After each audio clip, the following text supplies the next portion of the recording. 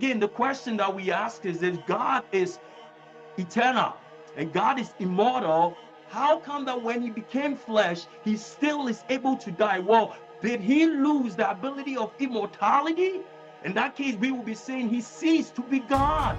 But that is not what the text is showing. The text saying in the nature, in the humanity that he took, it was just made like us. And so much that Romans says, in the likeness of sinful flesh, saying it is the flesh which is mortal. And for that reason, Jesus' death, it shows that he has a nature which is that of what? A human being who was not even like Adam, but a human being who has fallen from the standpoint that he is a mortal being. So that the very nature of fallen human beings, that they are mortal, is the very nature of the humanity of Jesus. And this is not congruent with the divinity, which is said to be one in which he is what? Immortal. But another thing, Jesus, we are told he ate, he requires sleep, and he's even thirsty. God does not need food to survive. God does not need rest. God does not thirst. He doesn't need any of these things, so much that we say that of man shall not live by bread alone. But we see these things of Jesus. Again, if the very divinity of Jesus eclipsed his humanity in such a way that his humanity became exactly what his divinity was, we should not read that Jesus was ever thirsty or hungry or needed to sleep.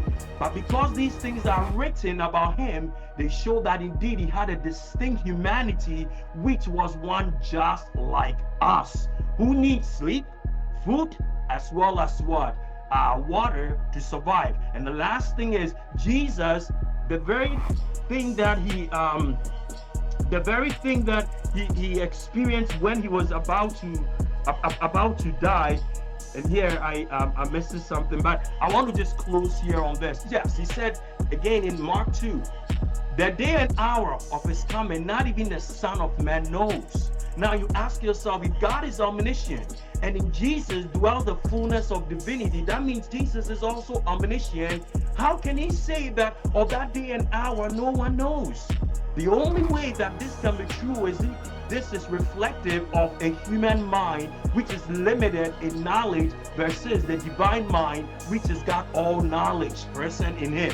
And so from that standpoint, what I'm saying is the nature of Jesus and his humanity show that it is a nature that is just like us, and it is distinct from the divine nature, which is omniscient, which is omnipresent, and which is also omnipotent. And for this reason, I want you to think about Jesus